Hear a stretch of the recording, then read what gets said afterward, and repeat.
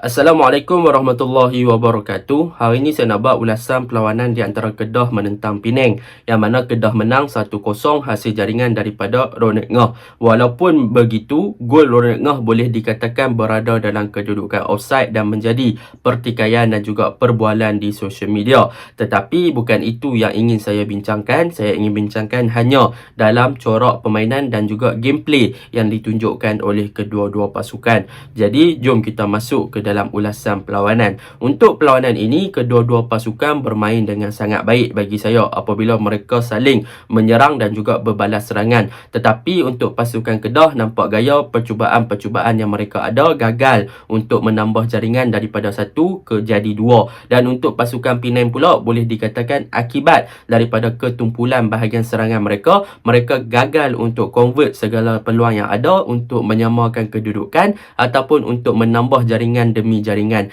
Jadi memang boleh nampaklah bahagian serangan kedua-dua pasukan ni sebenarnya mempunyai masalah yang sama daripada segi convert peluang yang ada kepada jaringan. Jadi saya akan mulakan ulasan ini dengan pasukan Kedah dahulu. Apakah perkara yang saya suka tentang pasukan Kedah pada perlawanan ini? Yang pertama saya suka adalah di bahagian defense department, iaitu Akmal Zahir dan juga Mark Valles, yang mana kedua-dua pemain ini telah menunjukkan satu gandingan yang mantap di bahagian pertahanan apabila mereka berjaya untuk berkomunikasi dengan bagus dan mereka berjaya untuk membaca pergerakan-pergerakan serangan yang dilakukan oleh pasukan Penang dan berjaya untuk melakukan interception dan sebagainya untuk memastikan yang pasukan Penang tidak boleh untuk penetrate ataupun masuk ke dalam D-box pasukan Kedah dengan banyak kali lah. So benda tu memang nampak solid lah. Dan daripada segi transisi ketika Kedah menyerang, boleh saya katakan Akmal dan juga Mark Valles juga involve untuk build up play daripada bawah yang dilakukan oleh pasukan Kedah, yang mana kita boleh tengok apabila bola dapat ke Akmal Zahir,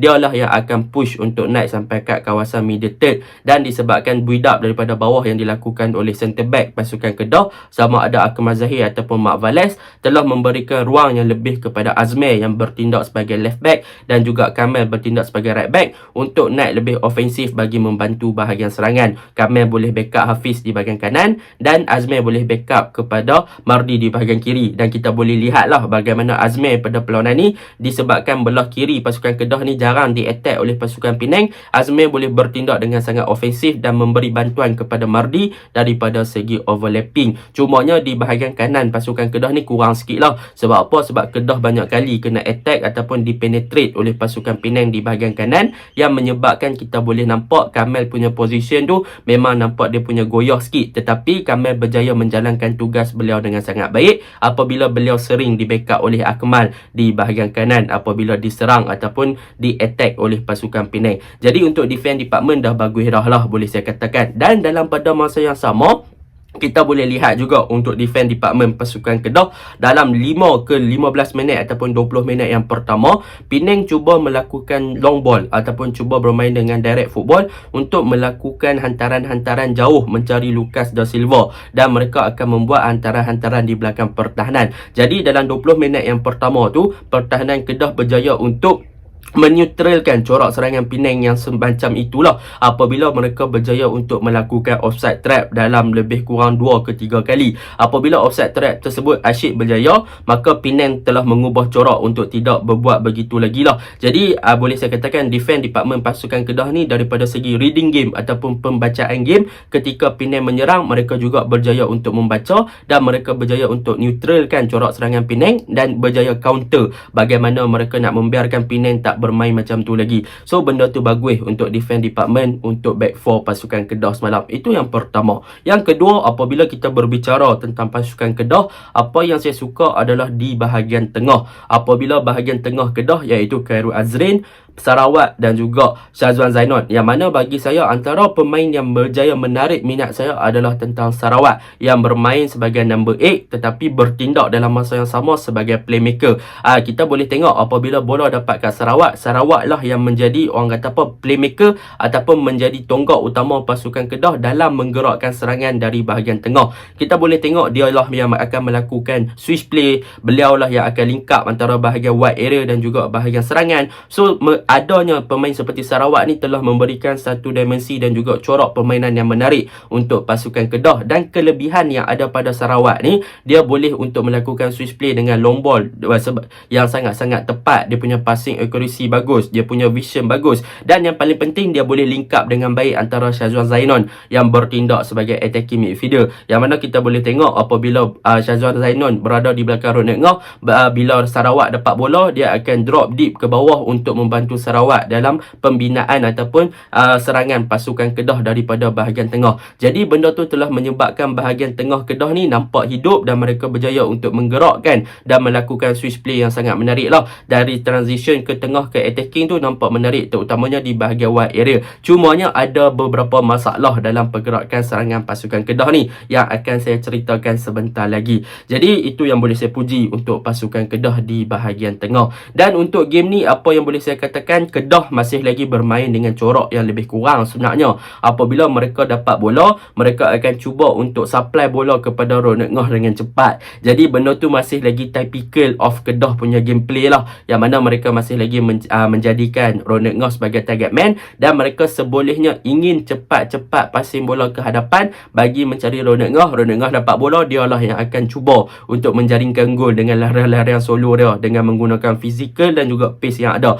Yang tu memang corak permainan Kedah yang boleh saya still lagi nampak dalam perlawanan ni lah. Dan boleh saya katakan ada satu gerakan yang menarik apabila Kedah berjaya untuk menjadikan satu gerakan yang menarik melalui Deci Marcel, Fazrul Daniel, Fayyad Zulkifli, yang mana mereka berjaya main one touch football dan juga off ball movement yang sangat baik. Apabila di second half kita boleh tengok gerakan-gerakan yang terbina daripada bahagian tengah, mereka cukup sabar, mereka buka game dan akhirnya percubaan tu sepatutnya gol, tetapi sayang apabila Fayyad passing kat Deci boleh sia-siakan peluang tersebut. Jadi boleh saya katakan kemasukan Deci, Fazrul Daniel dan juga Fayyad Zulkifli sebenarnya juga memberikan corak permainan yang baru dan dimensi yang baru, yang mana Kedah tak cuba untuk build up dengan long ball ataupun mencari Ronald Ngoh dah, tetapi lebih kepada one touch football dan lebih kepada ball position, sehingga mereka boleh memecah belahkan pertahanan pasukan Penang sampai Deci boleh masuk dalam kotak penalti untuk buat percubaan. Disebabkan off ball movement, positioning dan mereka punya pandai cari space tu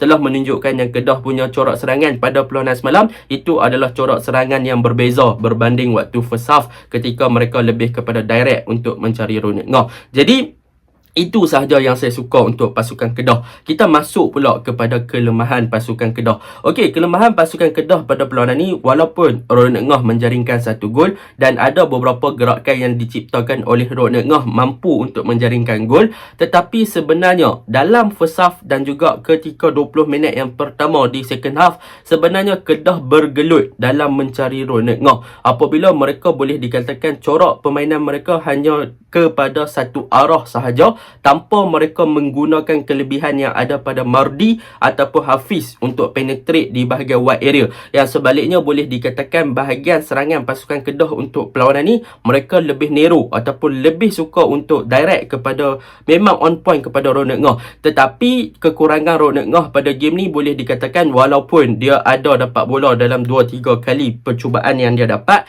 tetapi overall game Ronald Ngoh boleh dikatakan agak terlalu statik.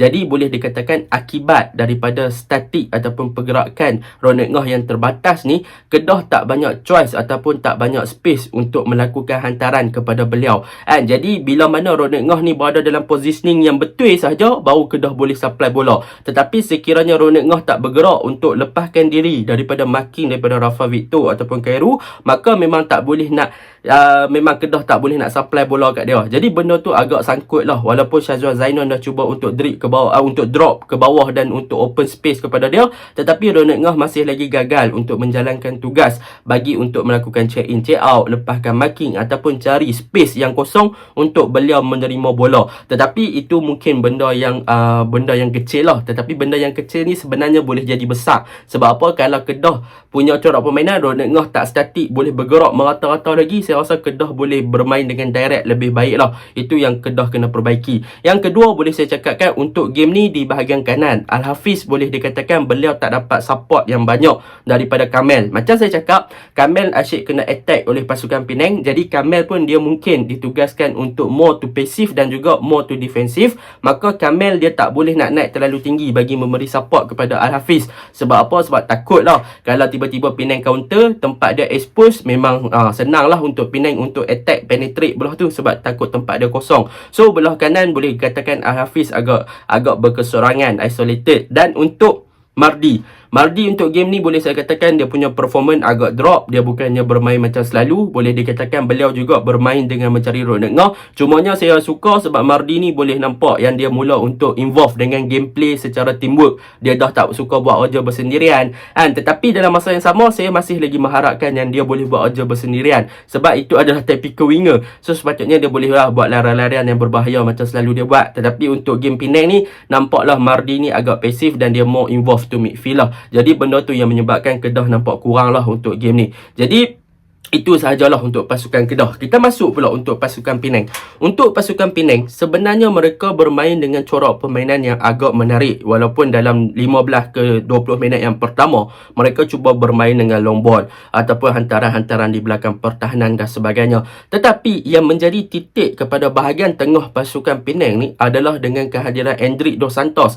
Yang mana Endrick bagi saya dia adalah playmaker yang bagus. Dia berjaya untuk create beberapa movement yang sangat cantik kepada attacking pasukan Penang. Dan untuk benda tu, memang Endrick adalah seorang player yang berkredibiliti dan boleh dikatakan memang kreatif player. Dan benda tu saya sukalah untuk gerakan bahagian tengah pasukan Penang. Bagaimana dia boleh link up untuk cari Lucas Silva dan sebagainya. Cumanya yang menjadi permasalahan adalah kepada Azim.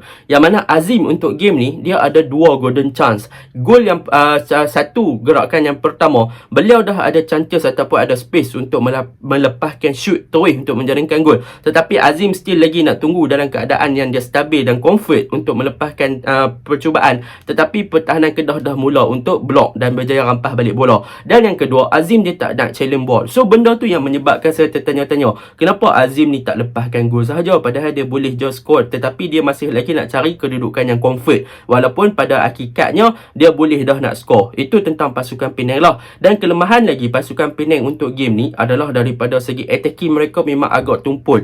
Boleh dikatakan all the chances mereka punya movement dah menarik. Mereka dah boleh bergerak di bahagian wide area, cari pemain di bahagian tengah dalam kotak penalti, di box dan sebagainya. Tetapi mereka gagal untuk convert peluang-peluang tersebut kepada jaringan. Ketumpulan bahagian serangan pasukan Penang ni memang boleh dikatakan miss yang mereka lakukan tu adalah miss yang tak sepatutnya mereka lakukan. Jadi try bayang Lucas Silva ada berapa chances, Hilal ada berapa chances, Saravanan ada berapa chances, Azim ada berapa chances. Tetapi mereka tak berjaya untuk convert peluang tersebut. Jadi saya macam, kenapa Penang punya gerakan macam ni? Tetapi untuk perlawanan ni secara overallnya, Penang memang banyak attack di bahagian wide area dan gunakan Endrick sebagai playmaker dan juga target man mereka adalah Lucas Silva. Tetapi di bahagian tengah mereka boleh dikatakan agak terlalu pasif dan juga konservatif lah. Mereka tak terlalu ofensif. Boleh dikatakan peranan daripada Arif Ar-Rashid, Rontini tak memberi import yang sangat positif kepada bahagian hadapan. Dan di bahagian pertahanan pun boleh dikatakan defensive midfielder pasukan Penang juga tak memberi import yang positif lah dalam mengekang, asapkan dan juga cuba untuk diserap ataupun mengganggu build up daripada pasukan Kedah. Dan mereka lebih kepada attacking force mereka di front three mereka tu berjaya untuk buat something, tetapi di bahagian tengah mereka tak boleh nak buat something. Dan boleh saya puji Rafiuddin di bahagian kiri bermain dengan sangat baik. Beliau boleh buat overlapping semua crossing yang bagus. Dan berbanding di bahagian kanan yang agak pasif, kemasukan Saravanan membuatkan pasukan Penang jadi lebih laju. Bagi saya sukalah benda tu. Tetapi sayanglah disebabkan ketumpulan bahagian serangan mereka menyebabkan mereka terpaksa terima hakikat mereka kalahlah 1-0, yang mana sepatutnya mereka boleh convert peluang-peluang tersebut kepada jaringan lebih banyak. Jadi itu saja ulasan saya. Assalamualaikum.